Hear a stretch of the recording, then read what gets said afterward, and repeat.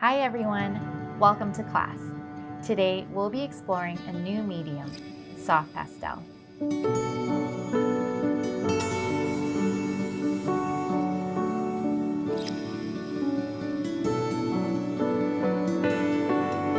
the last class, we learned about how to create colors and how to select and apply color schemes to our artwork. Understanding basic color theory will definitely come in handy today, so make sure you watch that episode before continuing with this one. If you're not familiar, pastel is an art medium that is somewhat similar to chalk. It's a stick made of powdered pigment and a binder that holds it together. Pastel is very versatile. We can use it to create lines like we would with a drawing tool. We can also use it to cover and blend large areas of a surface like we would with paint. In fact, a finished pastel piece is called a pastel painting. This makes it a great bridge between the foundational concepts we've been covering in our upcoming lessons on painting. There are different kinds of pastels, but we'll be focusing on soft pastels for today. Soft pastels produce rich and vibrant colors and are easy to blend with your hand or a tool, but they crumble easily and can create a lot of dust. Pigment dust can be hazardous when inhaled, so once we get started with our lesson, work gently and carefully to avoid creating too much dust, and don't blow any dust into the air to clean off your drawing. Because of the dust, pastel can also get messy, so you can use a napkin or gloves if you want to avoid touching the material directly. But if you don't mind getting your hands messy, just wash your hands well and wipe down your workspace with a wet napkin after you're done. The goal of today's lesson is to explore and observe this new medium. First, I'll walk you through some simple exercises that will help us identify some of pastel's unique properties, as well as some simple techniques. Even though we've made so much progress with the first part of this foundations course, we always have to start with the basics when we're introduced to a new medium or technique. Then, I'll walk you through how to apply those techniques to a quick pastel painting. As we progress through the lesson, I encourage you to play around with the medium, experiment, and just get a feel for it. So let's go over the materials. For today's lesson, you will need watercolor paper, soft pastels, a ruler, a pencil, and an eraser. There are a few things to keep in mind before we move forward. First, if you're a new pastel user, don't be alarmed if you open your box and find broken pastels, or if your pastels break with use. All your pastel pieces are usable regardless of size. It's actually very helpful to break a long stick into smaller pieces. Long sticks are fine for drawing, but half sticks give more versatility in a pastel painting. You'll see why soon when we move on to our exercise. Second, the appearance of pastel is affected by the paper. Textured paper allows for more layering and holds more color, which is why we're using the watercolor paper from our suggested materials list for today's exercise. Third, as I mentioned earlier, you can use your hand or a tool to blend pastel. Here are some optional materials that you can try out. You can try a napkin, a cotton pad or cotton ball, a cotton swab, or a blending stump. These materials are completely optional, so if you don't have any of these items on hand, don't worry about it. Now let's get set up for our lesson. We're going to divide our paper into 6 horizontal sections to separate the different techniques we'll be exploring. We won't be folding the paper to create our sections, since watercolor paper is thick and it doesn't fold well. Starting with the center line, try eyeballing the spacing between the lines. Use the ruler for creating straight lines, but don't measure anything, because the sections don't have to be perfectly spaced out for this exercise.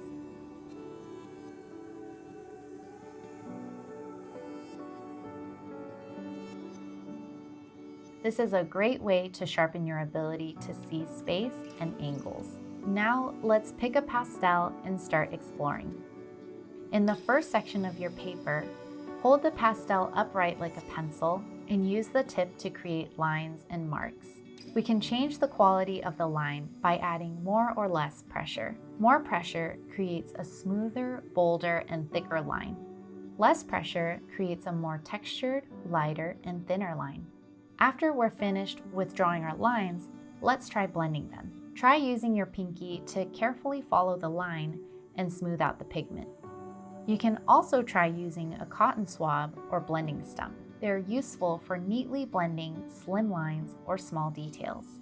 Blending is great for whenever you don't want rough or textured lines in your drawing and want a smooth and blurry effect instead. Now let's move on to the next two sections of your paper to explore using the pastel on its side to cover a large area. In the second section, just use light pressure to create a large stroke. If your pastel is too big to fit in this section, don't be afraid to break it. The pastel catches on the surface of the rough watercolor paper and creates a textured look with little pigment. In the third section of your paper, use more pressure to create a darker and stronger color.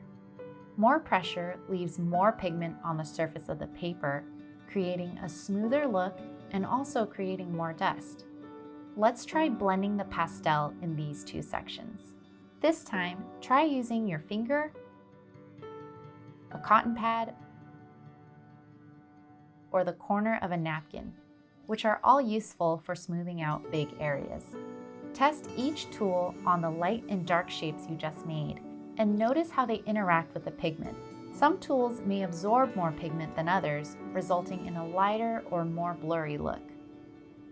This is great for blending large areas of color at a time and creating smooth gradients from one color to the next. Remember, don't blow away the pastel dust that accumulates on your paper. You can tap off the excess dust onto a spare sheet of paper to clean up later. Now let's move on to the fourth section and try adding layers. Pastel is semi-transparent, so successive layers may not completely hide previous layers, but may add richness or complexity of color if applied well. We'll be observing this concept by creating 3 square swatches. A swatch is a small sample of color. Making swatches is useful for testing out color combinations before getting started on an actual drawing or painting.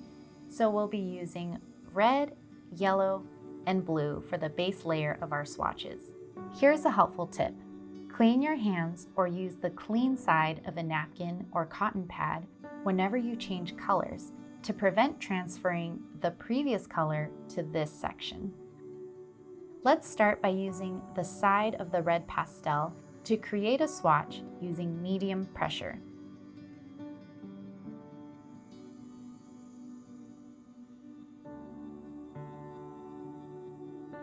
Blend it to get a smooth texture. Next to the red, create a yellow swatch using medium pressure and blend. Then create a blue swatch using medium pressure and blend. We will add a layer of red to each swatch and observe how the color on top is affected by the color underneath. First, add a layer of red to the red swatch. Notice how the red swatch becomes more vibrant. In the same way that we combined layering with pressure to get darker values in our rendering episode, we can strengthen the color of the pastel by adding multiple layers. Now add a layer of red to the yellow swatch. Because pastel is semi-transparent, the red will be affected by the yellow underneath. Notice that the yellow tinted the red to become slightly red-orange. Now add a layer of red to the blue swatch. Notice that the blue tinted the red to become more of a red-violet. Even though we used the same red repeatedly, each swatch was affected by the underlying color. Keep this in mind whenever you draw or paint in layers with pastels. The order that colors are layered together also affects the end result. In the 5th section of your paper, let's make 2 swatches using yellow and blue. For the first swatch, start with a layer of yellow.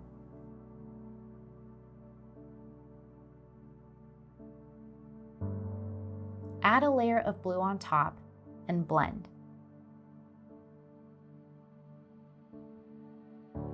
Notice that the yellow tinted the blue to become a blue-green.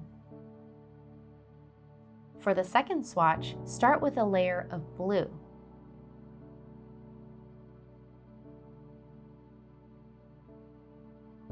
Add a layer of yellow on top and blend. Notice that this time, the blue tinted the yellow to become a yellow-green.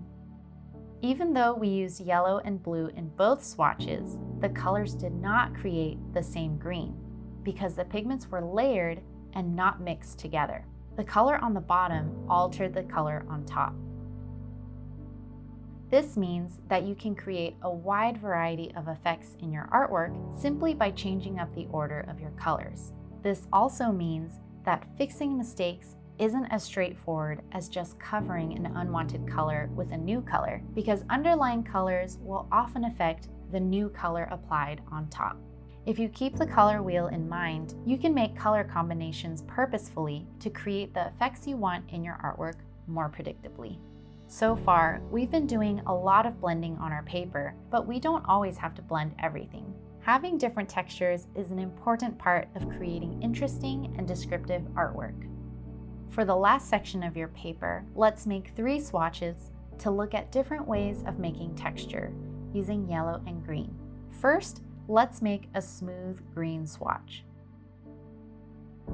Lightly drag the yellow pastel over the swatch so that the yellow remains textured and the green shows through. The swatch now has texture and a slight yellow-green appearance. For the other 2 swatches, let's try making different marks to create texture. I'm going to overlap lines and dots using yellow and green, but I encourage you to try creating your own marks. Feel free to use multiple layers and don't blend the colors. In this section, the overlapping of colors can create the illusion of the tertiary color yellow-green without actually being blended together. But because we can still see the individual yellow and green marks, these swatches have a different kind of vibrancy and interest than the swatches we blended in the previous sections. You also don't have to leave an area completely textured. You can blend bits and pieces of your artwork as needed. It's really up to you and your artistic vision. The last thing we'll look at is erasing. Try erasing a few spots on any of your swatches. You'll notice that the color doesn't completely lift off the paper. This is an important thing to keep in mind when using pastels. By now, you've probably noticed that pastel is fast and easy to get started, but also messy and somewhat hard to control. This makes it great for quick thumbnails, covering large areas, and expressive paintings. But this also means that we need to plan ahead for more invested artwork. You can do this by first drawing with a pencil and deciding ahead of time which colors or what color scheme you want to use. This will really help minimize any mess and mistakes. So for this next part of our lesson, I'll show you how to apply what we've learned to a quick pastel painting. But my demonstration should be a starting point, not a formula. As we learned in the simplification episode, not all artists work with exactly the same process, and all projects will require some kind of problem solving. But as a general rule of thumb, let's build up our painting by working in layers from big and simple to small and complex. I encourage you to watch first to get a feel for the steps and then try to follow along afterwards. Here's the reference we'll be using for this pastel painting exercise. I skipped ahead a bit and I'm starting with a pencil drawing already in place. Having an accurate drawing is very important, so don't neglect this step. First, identify the base colors of the image. There are a lot of subtleties in this landscape, but the underlying colors that encompass or are related to all the other colors are blue and yellow in the sky and pink and purple in the mountains. Lightly fill in the base colors using the broad side of the pastel to cover the areas quickly and simply. Leave the clouds and part of the sky blank for now to keep the white areas clean.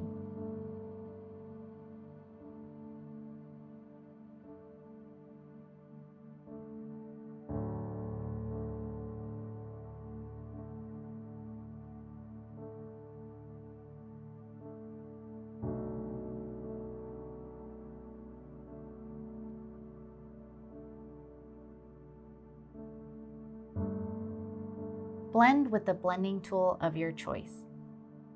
Make sure your tool is clean and blend the sky colors carefully, as we don't want the blue and yellow mixing and turning the sky green.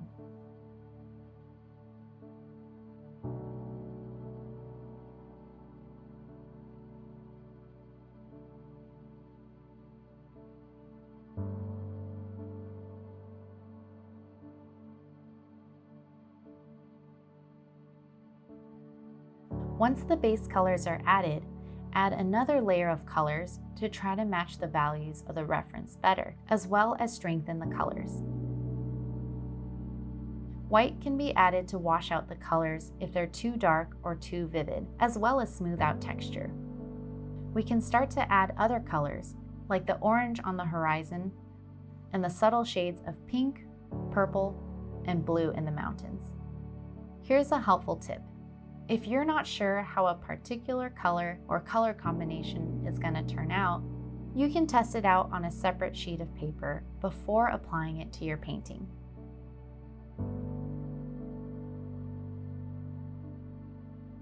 Pastel is very delicate. Use a light touch when blending. Overworking it can cause the layers to mix together in unwanted ways and can turn the colors muddy. Try changing tools to get specific effects in different areas of the image.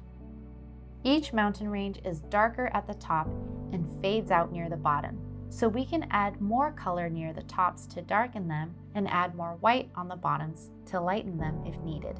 Notice also that the mountains farthest away from the viewer are lighter and the mountains closest to the viewer are darker because of atmospheric perspective. Blend carefully to restrict colors to their proper place now that the painting is getting closer to finish. When we're ready, we can add black to the mountains.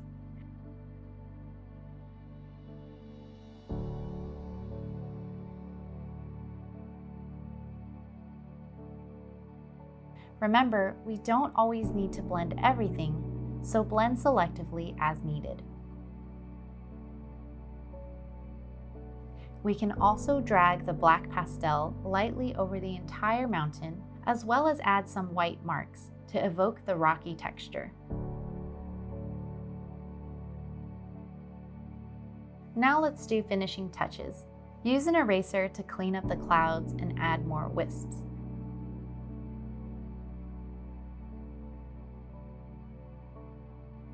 Use the point of the pastels to add details like the mountaintops. One easy way to improve a piece of art is to increase contrast, so add more light or dark areas wherever you need.